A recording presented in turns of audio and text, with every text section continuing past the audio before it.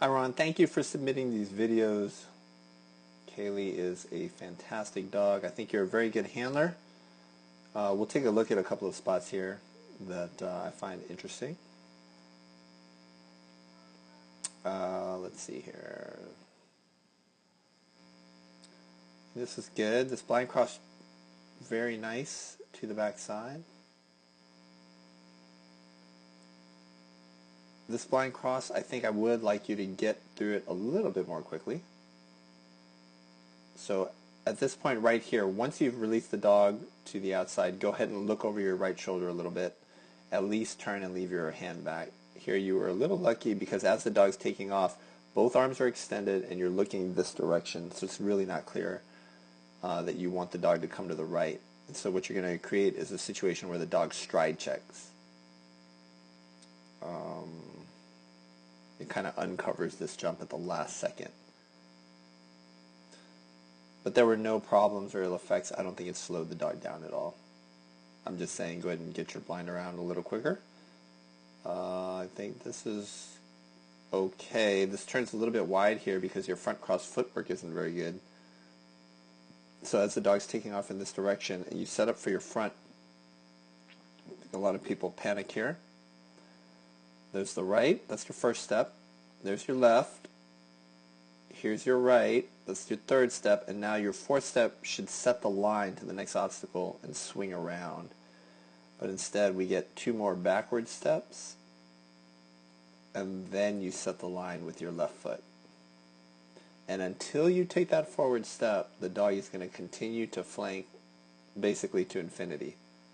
Right? That makes sense because as you move backwards, the dog's just going to come with you. The dog's never going to move toward this jump until you set that line. So the sooner you set the line, the tighter that turn will be.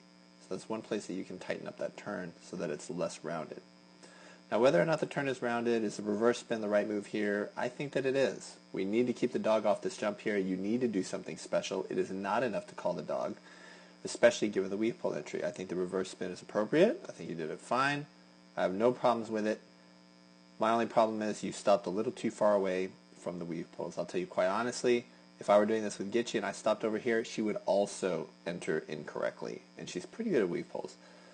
What I like to do is imagine myself on a line for this pull. And then when I'm on a line for that pull, I will actually block the dog's partial view of this opening. So really there's only one opening left, right? And that's the correct one. If I ran, for example, kind of like you did, you're stopping here, it's like you're on an imaginary line. Let's say you ran for any of the middle ones, obviously then all of these become possibilities that the dog can go through. If, as some people do, I ran for the second pole, right? I put the second pole in the middle of my body, I'm going to block a little bit of the dog's entry, and people will actually force their dogs to enter incorrectly because they've taken away the dog's opening, the correct opening. So to kind of avoid that, you kind of want to shoot for this third pole here. Takes away a little bit of this, puts the dog in the right way. You just needed to go a little bit further here. So part of the magic of the reverse spin, you don't need a decel component. It means you can keep running. But what happens is you do the full spin basically in place, and then you just stay there, and then the dog is able to catch up with you a little bit. So we just want to run through it, get your spin done in a way that covers a little bit of ground, and then really drive for that third pole to help your dog out. Yes, from a training perspective, someone might look at that and say, well, the dog needs to learn better to enter that pole. Okay, that's fair. I think you can say that and work on that entry for your dog, but I would also try and help the dog as much as possible in that specific situation there. Let's take a look at this front cross again. So the timing is excellent. Your dog is just exiting. Here's your first step, that's the left. There's the right. There's the left. And now the right. The fourth step needs to be this power step. Let's see if you do it. You do not. So you kind of shuffle in place, and it lets the dog catch up to you. You're also hunched over, which makes you slower. Now you set the line. You see that? So you are creating, a lot of people think by looking at a dog, I'm creating connection. By facing the dog, I'm creating connection. You're not. Well, you are. But the result of the connection is what? Well, the dog wants to come to you. She wants to come and jump in your lap and lick your face, right? That's not what we want in agility. Okay? So we just want to temporarily connect, meaning which side of my body should I come to? Which side should the dog come to? And if you just remain facing the dog never knows. Right? They can't make that decision.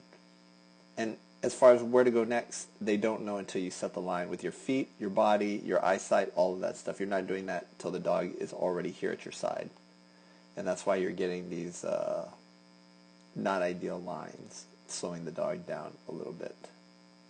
So I just want you to get through your front cross a little better. I'm going to show you, send you some front cross video, footwork video stuff. If you haven't already seen it, maybe do some work. I'm going to look at your other run too. Because you can see on this beautiful straight line here, this dog is fast, jumps perfectly, really well. You know, I mean, to me, this dog looks as fast, if not faster, than Gitchy. So we just want to tighten up some of those spots. Plus, you don't have the bar knocking issue, right? So as far as you mentioned that you wanted to get more out of your dog, yeah, we can definitely do that. And the way we're going to do that is by continuing to set the lines as early as possible. This straight line was really easy to set. When you're coming out of your turns, especially those front crosses, it's a little bit harder to set. So that's where you need the really good footwork to help you. Let's take a look at your other run.